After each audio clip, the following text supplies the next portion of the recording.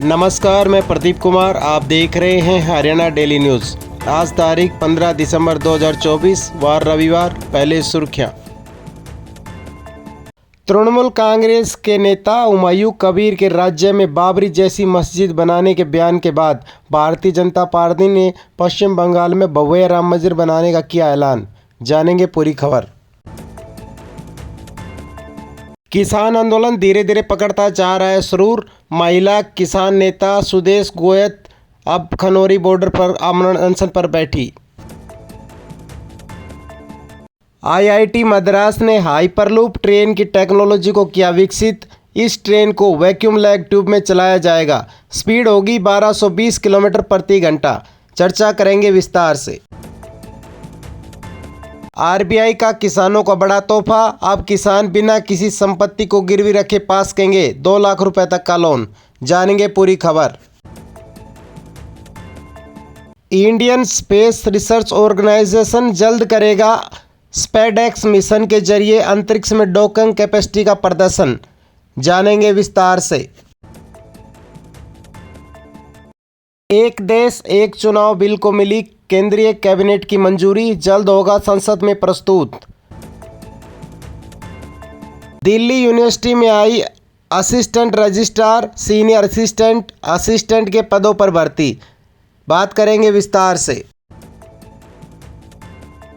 Delhi NCR में ठंड तोड़ेगी सालों पुराना रिकॉर्ड। आईएमडी की भविष्यवाणी। बात करेंगे विस्तार से। अब खबरें विस्तार से। भारतीय जनता पार्टी ने पश्चिम बंगाल में भव्य राम मंदिर बनाने के लिए ऐलान किया है। तृणमूल कांग्रेस के नेता हुमायूं कबीर के राज्य में बाबरी जैसी मस्जिद बनाने के बयान के बाद भारतीय जनता पार्टी ने ये ऐलान किया है। हालांकि भाजपा नेता अग्निमित पॉल ने बताया कि राम मंदिर बनाने की बात कबीर के बाबरी मस्जिद बयान से जोड़कर नहीं देखी जानी चाहिए। उन्होंने कबीर के बयान की आपत्ति भी जताई। पॉल ने कहा, पहले भी उन्होंने कई हिंदू भड़काऊ भाषण दिए हैं पर उनके ऊपर कोई एक्शन नहीं लिया गया। पॉल ने कहा, राम मंदिर कबीर के ऐलान के बाद नहीं बनाया जा रहा। पश्चिम बंगाल में बाबरी मस्जिद भी बन सकती है और राम मंदिर भी बन सकता है। हिंदू के ऊपर अत्याचार हुआ उसका कोई हिसाब नहीं। जो बोल रहा है बाबरी मस्जिद बनाएगा, आज वो बोला हिंदुओं को काट के भागीरथी नदी में भसा दिया जाएगा, उसका कोई शोकॉज नहीं, कोई पनिशमेंट नहीं। और हमारे मुख्यमंत्री बोलते हैं कि 294 सीट का फेस वही है। तो उनका टीएमसी एमएलए जब ये सब बात बोलते हैं, वेदर हिंदू को काट के भसा देना या बाबरी मस्जिद बनाना, तो यही समझना होगा कि ममता बनर्जी उनसे बुला रहे हैं।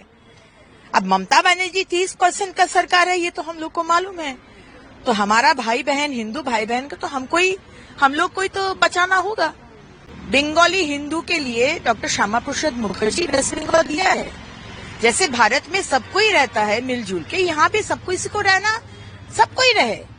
लेकिन सरकार वोट बैंक के लिए किसी को फेवर करे, किसी का अन्याय को बर्दाश्त किया जाए और हिंदू को एकदम कॉर्नर किया जाए, दिन के दिन कॉर्नर कॉर्नर कॉर्नर, ये तो बर्दाश्त नहीं होगा। तो होगा, अयोध्या का मंदिर बनेगा। किसान आंदोलन धीरे धीरे बढ़ता जा रहा है। महिला किसान नेता सुदेश गोयत अब खनौरी बॉर्डर पर आमरण अनशन पर बैठेंगी। पिछले 10 महीनों से किसान समूह व खनौरी बॉर्डर पर बैठे हुए हैं। एमएसपी के मुद्दे को लेकर किसान आंदोलन कर रहे हैं। 26 नवंबर से किसान जगजीत सिंह डेलेवाल आमरण अनशन पर बैठे हैं। सुप्रीम कोर्ट ने कहा, पंजाब व केंद्र सरकार को मामले को शांतिपूर्ण रूप से हल करने का कोशिश करनी चाहिए तथा डॉक्टरों की एक टीम डेलेवाल की निगरानी रखने का आदेश दिया।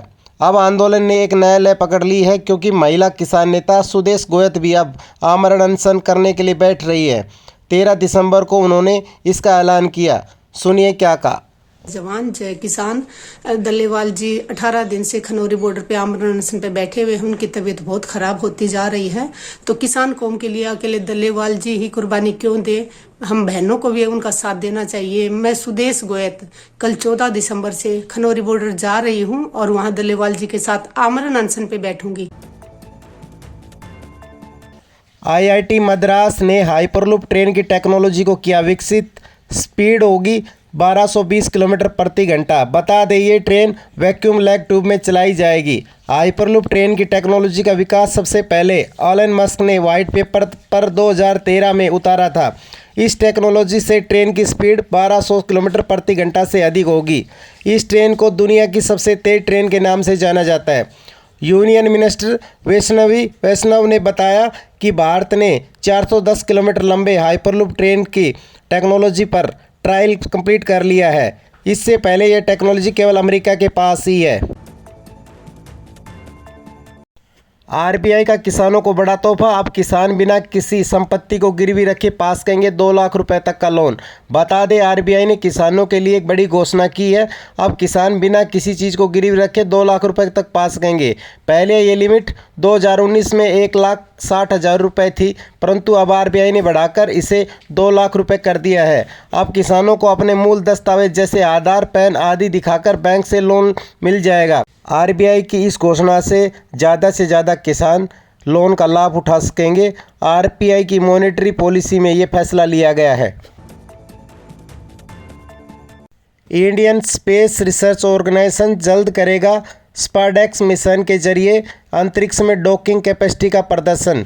बता दें इसरो यानी इंडियन स्पेस रिसर्च ऑर्गेनाइजेशन जल्दी स्पारडेक्स मिशन के जरिए अंतरिक्ष में 2 सैटेलाइटों को एक साथ डॉकिंग करने यानी कि वो एक दूसरे को मिलाकर एक सैटेलाइट बनाया जाएगा।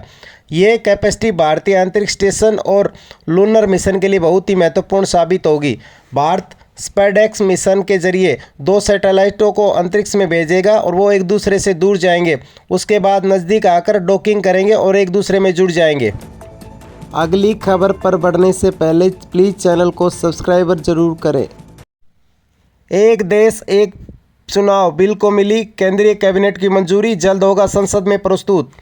इस बिल से लोकसभा चुनाव के साथ साथ विधानसभा चुनाव कराए जाएंगे।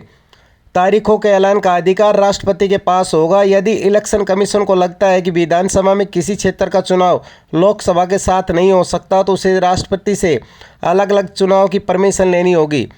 ये भारतीय संविधान का 129वां संवैधानिक संशोधन होगा।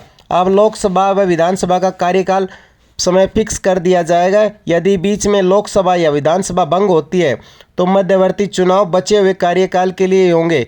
जैसे यदि 2 साल के बाद लोकसभा भंग हो जाती है तो मध्यवर्ती चुनाव बचे 3 साल के लिए होंगे। इससे पैसे की बचत होगी। दिल्ली यूनिवर्सिटी में असिस्टेंट रजिस्ट्रार के 11 पद, सीनियर असिस्टेंट के 46 पद और असिस्टेंट के 80 पदों पर भर्ती आई है। फॉर्म ऑनलाइन के माध्यम से ही अप्लाई कर सकते हैं। अप्लाई करने की तिथि 18 दिसंबर से 27 दिसंबर के बीच रहेगी। सिलेक्शन 4 चरणों में pre exam, main exam, skill test और इंटरव्यू के माध्यम से किया जाएगा। अप्लाई करने के लिए व अधिक जानकारी के लिए दिल्ली यूनिवर्सिटी की वेबसाइट www.du.ac.in पर जाकर चेक कर सकते हैं। दिल्ली एनसीआर में ठंड तोड़ेगी सालों पुराना रिकॉर्ड, आईएमडी ने की भविष्यवाणी। बता दें दिल्ली एनसीआर में ठंड दिन प्रतिदिन बढ़ती जा रही है। 15 दिसंबर को शीतलहर और प्रचंड हो सकती है। आईएमडी ने हरियाणा, राजस्थान, यूपी, बिहार में तापमान में लगातार गिरावट से लोगों को सतर्क रहने के लिए कहा है। राजस्थान के सीकर जिले में न्यूनतम तापमान 0.1 डिग्री सेल्सियस व हरियाणा के हिसार जिले में तापमान 1.6 डिग्री सेल्सियस रिकॉर्ड किया गया। आईएमडी ने हरियाणा व राजस्थान के तापमान में और अधिक गिरावट होने का अनुमान लगाया है। इसी के साथ आज की खबरें समाप्त हुई। नमस्कार, कल फिर मिलेंगे हरियाणा की महत्वपूर्ण खबरों के साथ। सभी भाइयों व बहनों से अनुरोध है प्लीज़ चैनल को सब्सक्राइब करें और बेल आइकन को दबाएं ताकि आपको हरियाणा की हर महत्वपूर्ण खबर समय समय पर मिलती रहे। धन्यवाद।